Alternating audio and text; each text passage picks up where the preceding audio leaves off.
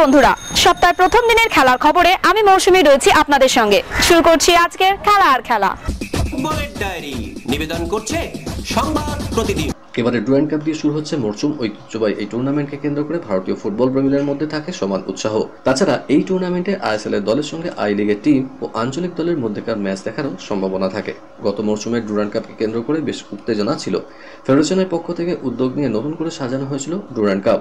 Mohun Bagan super জায়ান্টসের মতো heavyweight দলের কাছেও ডুরান্ড কাপ অনেকটা প্রস্তুতির মঞ্চের মতো। গতবার ডুরান্ড কাপের চ্যাম্পিয়নও হয়েছে মোহনবাগান। আসন্ন মরশুমে এই ট্রফি জেতার চেষ্টা করবে সবুজ মেরুন। মনে করা হচ্ছে আসন্ন ডুরান্ড কাপেও প্রস্তুতির মঞ্চের মতো কাজে লাগাতে পারে মোহনবাগান সুপার জায়ান্ট।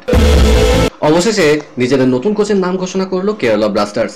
ঘণ্টা কয়েক আগে নিজেদের সমাজ মাধ্যমে সেই কথাই ঘোষণা করেছে তাদের তরফ থেকে, যার ফলে আগত ফুটবল মরশুম থেকে দক্ষিণে এই ক্লাবের দায়িত্ব নিতে চলেছেন মিকেল স্টেহরে। এবার এই সুইডিশ কোচের হাত ধরেই ঘুরে দাঁড়ানোর স্বপ্ন দেখছে আদ্রিয়ান লুনারা। ভারতের এই ফুটবল ক্লাবের দায়িত্ব গ্রহণের আগে থাইল্যান্ডের ক্লাব উথাই থানি এফসি এর দায়িত্ব সামলেছেন বছর 48-এর এই ম্যানেজার। মোহনবাগান সুপার জায়ান্টের ডিরেক্টর হিসেবে ফুটবলের মূল স্রোতে ফিরলেন সৌরভ গাঙ্গুলি। আইএসএল এর শুরু থেকে এটিকের সঙ্গে যুক্ত ছিলেন তিনি। কলকাতার দলের অন্যতম অংশীদারও সৌরভ, কিন্তু ভারতীয় ক্রিকেট বোর্ডের প্রেসিডেন্ট হওয়ার পরে স্বার্থ সংঘাত এড়াতে ফুটবল থেকে সরে দাঁড়ান তিনি, ছেড়ে দেন অংশীদারিত্ব। সৌরভ এই মুহূর্তে আইপিএলের দিল্লি ক্যাপিটালসের ডিরেক্টর অব ক্রিকেট হলেও বোর্ডের সঙ্গে যুক্ত নন। এই কারণেই মোহনবাগান সুপার জায়ান্টের ডিরেক্টর পদে ফিরলেন। মোহনবাগান সচিব তথা অন্যতম ডিরেক্টর দেবাশিস দত্ত বললেন, আমাদের বোর্ডের বৈঠক হয়েছিল, সেখানে অন্যতম ডিরেক্টর হিসেবে সৌরভের প্রত্যাবর্তন চূড়ান্ত হয়। ক্রিকেটের ডায়েরি। করেছি, লড়েছি, জিতেছি রে। টানা 2 মাসের লড়াই শেষে তৃপ্তি। কলকাতার গরম থেকে আহমেদাবাদে 35 ডিগ্রি তাপমাত্রা কিছুই কাহিল করতে পারেনি কলকাতা নাইট রাইডার্সকে। চেন্নাইয়ের হলুদ আবেগকে বেগুনি আবিরে রাঙিয়ে দিয়ে গেলেন শ্রেয়াস আয়ার। এই ম্যাচে চিদম্বরম স্টেডিয়ামে হলুদ আসনগুলো ঢেকে দেওয়া হলো বেগুনি পতাকায়।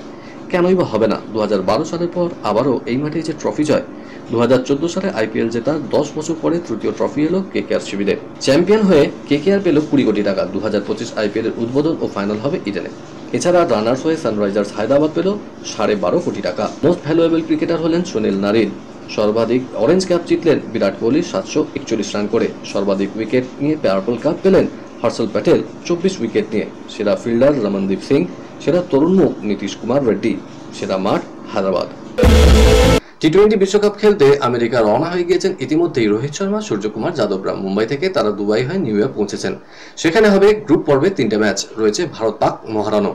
20-20 যুদ্ধে অভিযান শুরু করার আগে ভারতীয় ক্রিকেটাররা একটি ওয়ার্ম আপ ম্যাচ খেলবেন 1 জুন। সে খেলাটা হবে বাংলাদেশের বিরুদ্ধেই। তবে এই ম্যাচে বিরাট কোহলির মাঠে নামার সম্ভাবনা খুবই কম। প্লে অফে খেলার কারণে কয়েকদিন বিশ্রাম চাইছিলেন তিনি। বিসিসিআই সেই আবেদন মঞ্জুর করে। 30 মে রাতের বিমানে তিনি মার্কিন মুলুকে পৌঁছাবেন 31 মে। পরের দিনই ওয়ার্ম আপ ম্যাচ। দীর্ঘ বিমানযাত্রা, জেটল্যাগ সামলে বাংলাদেশের বিরুদ্ধে গা ঘামানোর ইচ্ছা কোহলি দেখাবেন কিনা, এখন সেটাই বড় প্রশ্ন। টি-20 বিশ্বকাপের জন্য 15 জনের দল ঘোষণা করল পাকিস্তান। বাবার আজম দলকে নেতৃত্ব দেবেন। চোট সারিয়ে ফিরা হারিস রাউফকে দলে রাখা হয়েছে। পিসিবি জানিয়েছে অভিজ্ঞতা ও তারুণ্যের মিশ্রণে দল তৈরি করা হয়েছে। দলে প্রতিভার কোনো অভাব নেই। এই প্লেয়াররা একসঙ্গে বেশ কিছুদিন ধরে খেলছে। প্রত্যেকেই বিশ্বকাপের জন্য তৈরি। হ্যারিস রাউফ পুরোপুরি চটমুক্ত, নেটে ভালো বোলিংও করছেন, তাই দলে রাখা হয়েছে তাকে। আশা করছি দলের অন্যান্য বোলারদের সঙ্গে ও টি-20 বিশ্বকাপে ছাপ রাখবে। পাকিস্তানের প্রথম ম্যাচ আমেরিকার বিরুদ্ধে 6 জুন, ভারতের বিরুদ্ধে হাই ভোল্টেজ ম্যাচ 9 জুন। রাজস্থানের বিরুদ্ধে হারের পর আইপিএল থেকে অবসর ঘোষণা করেছেন দীনেশ কার্তিক। খেলা শেষের পর মাঠের মধ্যেই ফ্র্যাঞ্চাইজি ক্রিকেট থেকে সরে দাঁড়ানোর কথা জানিয়েছেন এই বর্ষিয়ান ক্রিকেটার। এবার তাকে দেখা যাবে কমেন্ট্রি বক্সে। এর আগেও আন্তর্জাতিক ম্যাচে ধারাভাষ্য দিয়েছেন কার্তিক। সেই ভূমিকায় এবার তিনি পালন করবেন টি-20 বিশ্বকাপেও।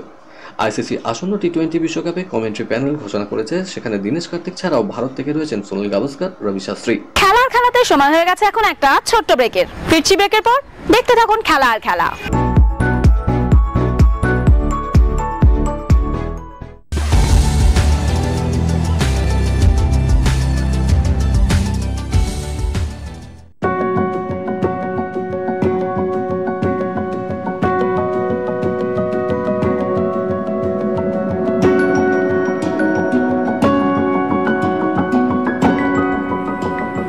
নিউজ মিডিয়া প্রযোজিত সাপ্তাহিক বিনোদন অনুষ্ঠান বিনোদন.com দেখুন প্রতি শনিবার ঠিক রাত 10:25 আপনাদের প্রিয় চ্যানেল ভিশনে।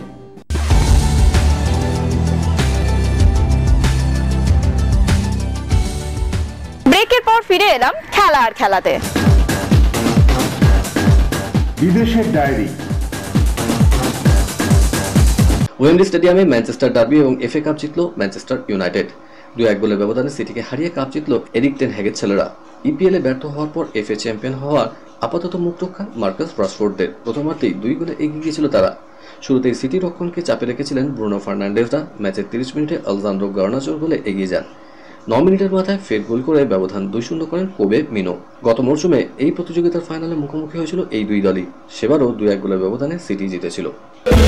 জাভি হার্নান্ডেজকে নিয়ে বিস্তর নাটক চলল বার্সেলোনায়। দলের ব্যর্থতার দায় নিজের ঘাড়ে নিয়ে বহু আগেই কোচের পদ ছাড়ার কথা তিনি বলেছিলেন। সে সময় ক্লাব সভাপতি হুয়ান লাপোর্তা তাকে বুঝিয়ে সিদ্ধান্ত বদল করান। জানানো হয় চুক্তি মেনেই আরও 1 মৌসুম বার্সেলোনায় থাকবেন। কিন্তু আবার ভুল বদল। হঠাৎই বার্সেলোনা বিবৃতি জারি করে দিয়ে জানিয়েছে কোচের পদ থেকে এই প্রাক্তন ফুটবলারকে সরানো হচ্ছে। এই সিদ্ধান্ত নেওয়া হয়েছে দুপক্ষের সম্মতিতেই।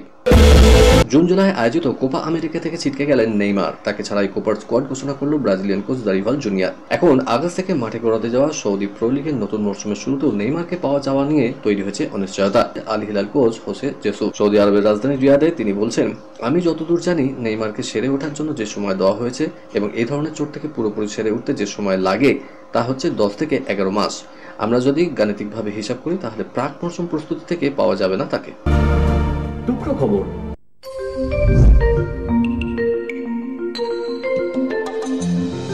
দক্ষিণ কোরিয়া অনুষ্ঠিত তীরন্দাজি বিশ্বকাপের স্টেজ 2-তে সোনার আলোয় আরও উজ্জ্বল হল তেরঙ্গা। ইয়েচুনে মহিলাদের কম্পাউন্ড টিম ইভেন্টে সোনা জিতলেন ভারতের 3 কন্যা। এদিন ফাইনালে বিশ্বের 1 নম্বর ভারতীয় দলে ছিলেন জ্যোতিষুরেখা ভেনাম, পরিণীত কাউর এবং অদিতি স্বামী।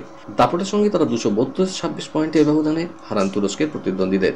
এই দিনের জয় বিশ্বকাপে সোনার হ্যাট্রিক করলেন জ্যোতি, পরিণীত এবং অদিতি। গত বছর প্যারিসে স্টেজ 4 বিশ্বকাপে এবং গত মাসে সাংহাইয়ে স্টেজ 1 বিশ্বকাপে সোনা জিতেছিলেন এই ত্রয়ী। জয়ের আশা জাগিয়েও শেষ রক্ষা হল না পিভি সিন্ধুর। মালয়েশিয়ান মাস্টার্সের রানার হয়েই দৌড় থামালো হায়দ্রাবাদী কন্যা। দুবারে অলিম্পিক পদকজয়ী সিন্ধুর সামনে ফাইনালে ছিলেন চীনের ওয়াং ঝি ওয়াই। বিশ্ব র্যাঙ্কিংয়ে সিন্ধু যেখানে 15 নম্বরে সেখানে চীনের প্রতিযোগী রয়েছেন 7 নম্বরে।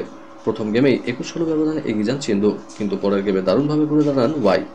দ্বিতীয় গেমে সিন্ধু কার্যত দাঁড়াতেই পারেননি। ওই গেম হাতছাড়া হয় 5-21 ব্যবধানে। সেই সময় মনে হচ্ছিল সিন্ধু হয়তো ম্যাচ থেকে ক্রমশ হারিয়ে যাচ্ছেন। একসময় এগিয়ে গেলেন সিন্ধু 11-3 ব্যবধানে। সিন্ধুর জয় তখন শুধুমাত্র সময়ের অপেক্ষা ছিল, কিন্তু তারপরেই ঘটল ছন্দপতন। শেষ ম্যাচ 16-21 ব্যবধানে সেই গেম হাতছাড়া হয়। দক্ষিণ কোরিয়া তীরন্দাজ বিশ্বকাপে স্টেজ কম্পাউন্ড বিভাগে সাফল্য পেল ভারত। মহিলাদের দলগত কম্পাউন্ড বিভাগে সোনা জিতেছে ভারতীয় দল। রূপে ছিল কম্পাউন্ডে মিক্সড টিম ইভেন্টে, সেখানে খালি হাতে ফিরতে হলো রিকার্ভে। মহিলাদের ব্যক্তিগত রিকার্ভে সেমিফাইনালে হেরে গেলেন দীপিকা কুমারী, বিশ্বের 2 নম্বর তীরন্দাজ, এবং দক্ষিণ কোরিয়ার লিম সোয়াইন 6-2 ফলে হারান বিশ্বের এই প্রাক্তন 1 নম্বর দীপিকাকে। ইউএসএ ব্রোঞ্জের লড়াইয়ে বিশ্বের 3 নম্বর মেক্সিকোর আলজান্দ্রা ভ্যালেন্সের কাছেও হেরে গেলেন দীপিকা। ফল 4-6। প্যারিস অলিম্পিকের আগে এই ফল কিছুটা হলেও চিন্তায় রাখবে দীপিকাকে। এই অনুষ্ঠানের জন্য স্মার্ট তরুণী অ্যাঙ্কার শীঘ্রই প্রয়োজন। আগ্রহীরা আজই ফোন করুন 9836938876 9836938876। ইতিহাস করলেন দীপা কর্মকার। উজবেকিস্তানের তাশকন্তে এশিয়ান জিমন্যাস্টিক চ্যাম্পিয়নশিপে ভল্টে সোনা জিতলেন তিনি। ভারতের প্রথম জিমন্যাস্ট হিসাবে এশিয়ান চ্যাম্পিয়ন হলেন দীপা। প্রতিযোগিতার শেষ দিনে মহিলাদের ভল্টে দীপার গড় পয়েন্ট 13.566, 2টি ভল্টের পরই। তবে সোনা জিতলেও দীপার প্যারিস অলিম্পিকের জায়গা পাওয়ার আশা শেষ। 2016 রিও অলিম্পিকে চতুর্থ হয়ে এই জিমন্যাস্ট চমকে দিয়েছিলেন, কিন্তু তারপর হাঁটুর চোট এবং 21 মাসের নির্বাসন কাটিয়ে কঠিন সময় কেটেছে দীপার, কিন্তু তাও হাল ছাড়েননি। স্বাভাবিকভাবে ছাত্র এই সাফল্যে গর্বিত দীপার Dronacharya coach Bishweshwar Nandi. Hockey pro লিগের দ্বিতীয় ম্যাচে বিশ্বের 3 নম্বর আয়োজক বেলজিয়ামের কাছে 1-4 গোলের ব্যবধানে হেরে গেল ভারত। দুর্বল রক্ষণে খেসারত দিতে হচ্ছে হরমনপ্রীত সিং ব্রিগেডকে। হারের মুখ দেখেছে ভারতের মহিলা হকি দলও। তাদের 2-0 গোলের ব্যবধানে হারিয়েছে সেই বেলজিয়ামই। জাতীয় দল থেকে অবসরের সিদ্ধান্ত নিলেন ফ্রান্সের ফুটবল ইতিহাসের সর্বোচ্চ গোলদাতা অলিভার জিরু। সামনে ইউরো কাপেই দেশের জার্সিতে শেষবারের মতো মাঠে নামবেন তিনি। ফ্রান্সের হয়ে 131টি ম্যাচে 57টি গোল করেছেন। দেশের হয়ে জিতেছেন 2018 বিশ্বকাপ।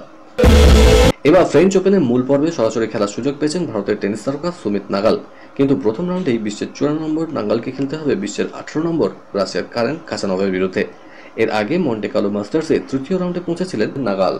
কলকাতার ডায়েরি নিবেদন করছে good age hospital. Mohun Bagan super giant ইস্টবেঙ্গলের পাশাপাশি ট্রান্সফার মার্কেটে সক্রিয় রয়েছে মোহামেডান স্পোর্টিং ক্লাব। ইতিমধ্যে দলে একাধিক নতুন ফুটবলার নিশ্চিত করেছে, যার মধ্যে 2023-24 মৌসুমে আই লিগে ভালো ফুটবল খেলেছিলেন সোয়াইরাম রবিন সিং।